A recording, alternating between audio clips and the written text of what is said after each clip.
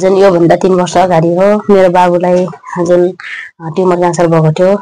के अरे 1 महिनामा समथिङ 1 लाख रुपियाँ सकिन्थ्यो 1 महिनामा। हजुर 1 महिना के महँगो पर्यो कि हाम्रो 47,000 पर्यो तिमीलाई नै सानो डब्बा औषधि हुन्छ अनि त्यसमा फेरि एकपटकै एकचोटि त्यो लगाउने 47,000 त्यो एउटालाई अनि त्यसमा चलाम पानी यताउता बस्ने खाने गरी त 1 लाख पनि पुग्थ्यो।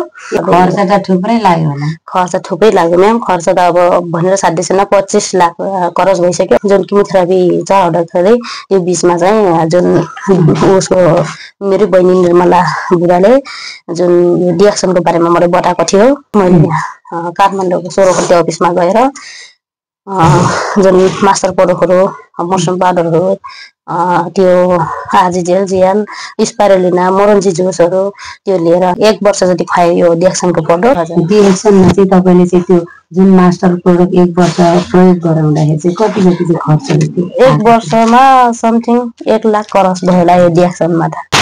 नमस्ते, ह्यापी गुड मर्निङ डिएक्सन। म तारा भर्ती अफिसियल युट्युब च्यानलमा तपाईँहरूलाई स्वागत छ।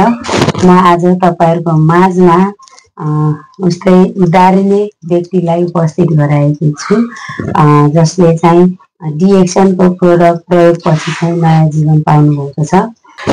त्यो उहाँलाई के समस्या थियो र डिएक्सनको प्रोडक्टद्वारा चाहिँ कसरी चाहिँ यो चाहिँ सफल हुन सक्यो, राम्रो हुन सक्यो, त्यो सबै चाहिँ म्यामकै मुखबाट सुन्नुहुनेछ है त।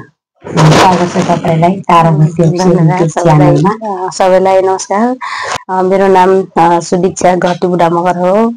जुन म्यामले भन्नुभयो जुन मेरो बारेमा जुन योभन्दा 3 वर्ष अगाडि हो मेरो बाबुलाई जुन ट्युमर क्यान्सर भएको थियो। त्यो हुनुभन्दा पहिले मेरो बाबु चाहिँ धेरै अब ट्युमर क्यान्सर हुनुभन्दा अगाडि कति खालको लक्षण? त्योभन्दा अगाडि अब मलाई त्यस्तो थाहा भएन थियो होला तर मलाई थाहा भएन। एक्कासी थाहा हुँदाखेरि चाहिँ बाबुले बोमिट गर्ने अनि 1 दिन घर धेरै बोमिट गर्यो अनि गरिसकेपछि अब रोक्रो गर्ने अनि बाबुले यहाँ पेटमा छुन दिन अनि त्यसको 2-3 दिन पछाडि चाहिँ बाबुको पेटमा यत्रो डल्लो आयो।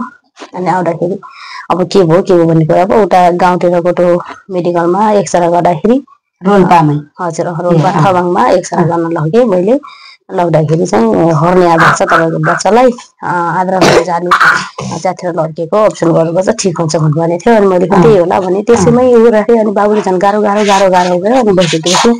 अनि यहाँ गोराई लिएर अप्सन गर्ने भन्ने मेरो सोच थियो। तर उहाँको एकजना दाइ स्वास्थ्य चौकीमा बस्ने दाइ हुनुहुन्छ त्यहाँ दाइले भन्नुभयो यताउता नलग पैसा खर्च हुन्छ डाइरेक्ट काठमाडौँ लैजाऊ बालखण्डी हस्पिटलमा त्यहाँ बच्चाहरूको राम्रो उपचार हुन्छ भन्नुभयो। अनि मैले डाइरेक्ट अनि काठमाडौँ लगिदिएको थिएँ। त्यो बालखण्डी हस्पिटल लग्दाखेरि त्यहाँ पनि अब बिएफसिआर गर्दाखेरि पत्ता लागेन। अनि पछि फेरि सिटिएसन गर्दाखेरि तपाईँको बाबुको जुन दुवैतर्फ मासु पलाएको छ अनि रोग चाहिँ पत्ता लागेको छ। उसले चाहिँ थाहा पाइसकेको थियो होला तर हामीले चाहिँ भनेन। त्यसपछि मासु झिकेर इन्डिया पठाउनुपर्छ 22 दिन लाग्छ रिपोर्ट आउनु भन्यो। अनि अप्सन गरेर मासु झिकेर अनि इन्डिया पठायो। अनि बाबुलाई गाह्रो भएपछि जुन माथि अङ्कलले चाहिँ पठाइसक्यो हामीलाई के थाहा छैन त्यहाँ यस्तो भनेर त्यो चाहिँ क्यान्सर भएमै पठाएको रहेछ हामीलाई चाहिँ भनेन। अनि त्यसपछि रिपोर्ट आइसकेपछि हामी बुढाबुढीलाई चाहिँ रुममा बोलाएर डाक्टरले तपाईँको बाबुलाई क्यान्सर भएको छ ट्युमर क्यान्सर है। हजुर ट्युमर क्यान्सर भएको छ हजुर रिपोर्ट त्यही आयो। अनि तपाईँको गर्नुपर्छ 100 जनामा 5-6 जना बाँच्छन् त्यसमा तपाईँको बच्चा पनि पर्न सक्छ भन्ने डाक्टरले भनेको थियो। मैले चाहिँ भनेको थिएँ उसको पैसा धेरै लाग्छ भने अनि मैले भने भयो म उपचार पनि गर्दैन अनि सक्दैन मसँग पैसा पनि त्यत्रो हुन्न ल भन्दाखेरि डाक्टरले पनि गाली गरेको थियो। पहिले हरेस खाएर हुँदैन जस्तो त जस्तो हुँदैन अब उपचार गर्नु पर्यो गर्दै अब त्यो पछिको कुरालाई राम्रो हुन सक्छ।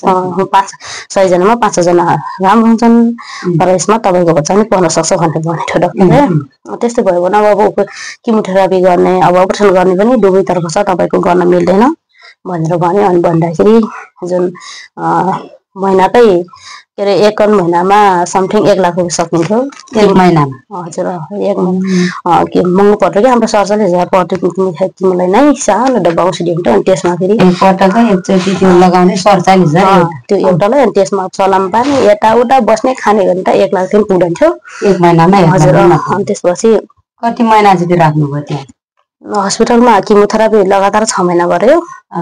बस्न चाहिँ 9 महिना बस्यो हस्पिटलमा 9 महिना र 6 महिना गर्दै लगभग अनि कति पछि समथिङ 15 महिना नै 6 महिना किमोथेरापी गर्यो म्याम अनि त्यसपछि 3 महिना फेरि गर्दाखेरि प्लस 3 महिना र 9 महिना हस्पिटलमा बस्यो अनि फेरि 15 महिना बाहिरै फलोअपमा बोलाउँदाखेरि 1 वर्ष त्यही काठमाडौँ बसेँ म अनि बस्दाखेरि उपचार गर्दै खर्च त थुप्रै लाग्यो होला खर्च थुप्रै लाग्यो म्याम खर्च त अब भनेर साध्य 25 लाख खरच भइसक्यो अहिले झन् इति लाग्यो भन्ने थाहा छैन अब चेक जाँच गरिरहन्छु त्योमा पनि अनि त्यसपछि अहिले चाहिँ त्यही चेक जाँच गर्दाखेरि अहिले पनि अब फलोअपमा जाँदाखेरि के नभए पनि 50,000 त सकिन्छ म्याम अहिले पनि सिटी स्क्यान गर्नुपर्छ अनि के अरे त्यस्तो गर्दाखेरि अब त्यहाँ खानु पर्यो होटलमा खाने बस्ने गर्दाखेरि अनि उसलाई चेक जाँच गर्दाखेरि त्यस्तो गरेर 50,000 समथिङ 50,000 सकिन्छ एकचोटि जाँदाखेरि फलोअपमा जानु औषधिहरू गरेको छैन त्यही अब सिटी स्क्यान गर्दा अब के औषधि हो त्यो चाहिँ राख्नुहुन्छ डाक्टरहरूले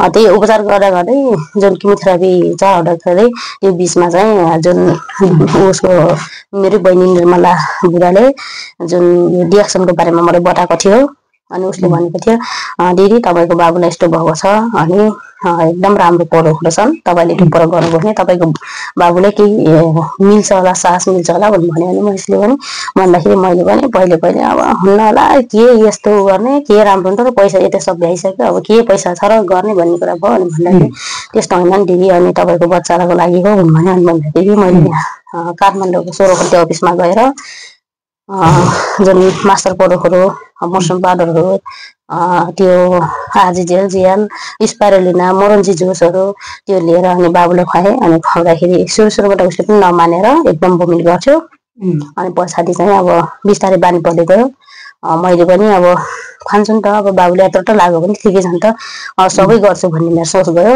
जाँदाखेरि अब यो खुवादै गएँ रिपोर्टहरू पनि जे होस् अब कमिसन इच्छा होला सबै राम्रो हुँदै गयो डाक्टरहरूको औषधि अनि यो प्रोडक्ट डिएक्सनको प्रोडक्ट सबैले राम्रै हुँदै गयो बाबुलाई अहिले चाहिँ रिपोर्ट नर्मल आइरहन्छ त्यसपछि उता उपचार सके पनि मैले के सोचेँ भनेपछि मेरो बाबुलाई फर्केर नआओस् किनकि यो डिएक्सनको प्रोडक्ट खाएर यसलाई रोगसँग लड्ने क्षमता होस् भनेर मैले चाहिँ खुवाइरहेँ समथिङ अहिलेसम्म पनि अब बिचमा कहिलेकाहीँ अब आर्थिक अवस्था अलिक कमजोर हुन्छ नि त नसरे हुन्न अनि त्यही भएर त्यही बिचमा अलिक रोकिन्छ नाइ भने त रोकिन्न म लगातार 1 वर्ष खुवाउनु भयो हजुर 1 वर्ष अनि तपाईँले अब किमोथेरापीहरू गर्दाखेरि जुन ट्युमर क्यान्सरको उपचार गर्दाखेरि त तपाईँले 25 लाख जति सक्यो भन्नुभयो डिएक्सनमा चाहिँ तपाईँले चाहिँ त्यो जुन मास्टर प्रोडक्ट 1 वर्ष प्रयोग गराउँदाखेरि चाहिँ कति जति चाहिँ खर्च हुन्थ्यो 1 वर्षमा समथिङ 1 लाख क्रस भयो होला यो डिएक्सनमा त त्योभन्दा धेरै बिचमा तपाईँले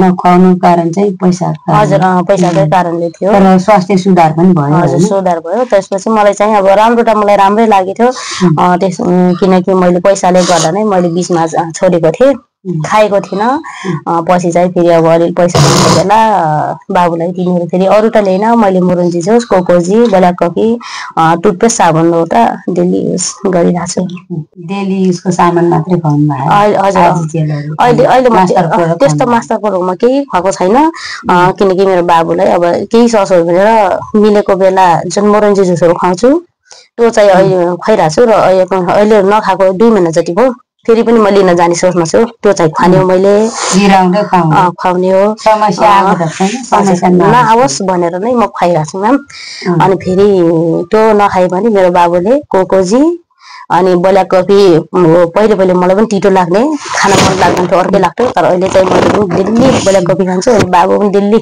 अनि त्यही भएर यसले पनि खाइरहन्छ अनि त्यो खान्छ हामी मञ्जनहरू साबुनहरू टी डिएक्सनको प्रयोग गर्छ एकदम राम्रो छ मेरो दाँतहरू पनि केही समस्या थियो त्यो समस्याबाट एकदम म मुक्त भएको छु जुन मेरो बाबुलाई पनि अब बाहिरको अरू केमिकल किन भएको चिजहरू किन यसलाई युज गरौँ भनेर मैले साबुन पनि त्यसले नै दिन्छु मञ्जनहरू पनि त्यही चलाउँछ आफू पनि त्यही चलाइरहेको छु एकदम राम्रो छ जे होस् जिन्दगीभर म यो छोड्दिनँ मलाई राम्रो लाग्छ यो प्रोडक्टहरू सबै अनि तपाईँले अस्ति भन्नुभएको थियो नि अब बाबुसँग उपचार गर्नेहरू पनि धेरै छ छन् धेरै छन् बारेमा भन्नुभएको थियो नि छन् तिनीहरू पनि धेरै छन् अब हाम्रो उपचार गर्दा गर्दै कति ज्यान गएन अनि चाहिँ जाँदाखेरि आफूलाई पनि कस्तो नराम्रो लाग्थ्यो तर पनि मेरो भाग्य बलियो रहेछ भनौँ। यो बाबुलाई अब सन्चो भयो किनकि मैले यता यो डिएक्सनको फोटो पनि खुवाइरहेको छु नि त, त्यही भएर। अनि अरू साथीहरू पनि कसैको अब त्यो बच्चाहरू नै छैन, कोही फेरि उठी हस्पिटलमा बसिरहेको छन्, उनीहरूले किमो चराइरहेकै छन्। किमो चराइरहेको भन्दा नि अब त्यो भ्याइसकेको छ, तर अरू समस्या आइरहन्छ कि तिनीहरूले कहिले केही हुने कहिले केही हुने त्यो समस्या आइरहन्छ। तर मेरो बाबुलाई चाहिँ त्यस्तो समस्या आएको छैन, नआओस् भनेरै मैले पैसा पनि ठुलो होइन, सबै पैसाहरू मैले मसँग अहिले 1 रुपियाँ पनि बच्चा छैन, अलिअलि भएको यताउति कमाइ काज गरेर भएको पैसाले मैले बाबुलाई त्यो पोरोखोरो खाने चेक गराउने त्यही गरिरहेको छु। किनकि मेरो बाबु नै जिन्दगी हो, पैसा त भोलि पनि कमाउन सकिन्छ, त्यही भएर ज्यान त बचाउनु पर्यो। अहिले चाहिँ कति महिनामा चेक गर्न जानुहुन्छ? डाक्टरले 3 महिनाको बोलाउनु भएको थियो, 3 महिनाको त हुन्न होला। म अब सबभन्दा मैले डिएक्सनको पोरो पनि खुवाइरहेको छु, बाबुले राम्रो होस्। मैले भिटामिनहरूमा म कोही कमी गर्ने छैन, 6 महिनाको म जानेछु काठमाडौँमा। अनि तपाईँले के अरे यो बाबुलाई ट्युमर क्यान्सर देखेको अनि 1 वर्षपछि डिएक्सन पाउनुभयो, अनि त्यसपछि डिएक्सन 1 वर्ष लगातार मास्टर खुवाउनु भयो, अनि त्यसपछि त्यसमा 6 महिना जति खुवाउनु भएन पैसा नभएर, अनि त्यसपछि फेरि अहिले चाहिँ अब पैसा हुँदा चाहिँ जुस कोकोजीहरू जुसहरू खुवाइराख्नु? हजुर, जुसहरू, तर कोकोजी र ब्ल्याक कफी चाहिँ हामी डेली खान्छौँ। ब्ल्याक कफी चाहिँ रेगुलर, जुस चाहिँ बेला बेला कोकोजी त अघि नै खानु बाबुले हैन? हजुर, खाइराख्छौँ। ब्ल्याक कफी चाहिँ डेली हो। अब आफूलाई हाम्रो बिहान दिउँसो साँझ जतिखेर खान मन लाग्यो खाइहाल्छौँ खाने। अब त्यो त सकिन लाग्यो भने म पहिल्यै माथि गएर लिइहाल्छु अफिसमा गएर। अनि तपाईँलाई धेरै धेरै धन्यवाद, एकदमै आफ्नो चाहिँ अमूल्य समय र तपाईँले पाउनु भएको अनुभव जुन त्यति धेरै 25 लाख सकाएर पनि अब माया मारेको अनि बाबुलाई चाहिँ नयाँ जीवन प्रदान गर्नुभयो। अब जुन डिएक्सन कम्पनीको प्रोडक्टहरू खुवाएर होइन, त्यसको लागि तपाईँलाई धन्यवाद। तपाईँ फुल परिचय अनि नाम अनि बाबुको पनि नाम भनिदिनु। मेरो नाम त अगाडि पनि भइसक्यो, त्यही पनि मेरो नाम सुदीक्षा घरती बुढा मगर हो। बाबुको नाम डिप्सन बुढा मगर हो। घर चाहिँ माथि रोल्पा हो, परिवर्तन गाउँपालिका पास राङकोट रोल्पामै पर्छ। अहिले चाहिँ मैले बाबुको लागि अब घर सब छोडेर अब यहाँ घोराइमा बसिरहेको छु। यहाँदेखि काठमाडौँ हिँड्ने सजिलो हुन्छ भनेर यहीँ घोराइमा बसिरहेको छु। पछि त अब गाउँतिर पनि हुनसक्छ, कता हुन्छ थाहै छैन। हुन्छ, धेरै धेरै धन्यवाद। तपाईँहरूले भिडियो हेरिसक्नुभयो।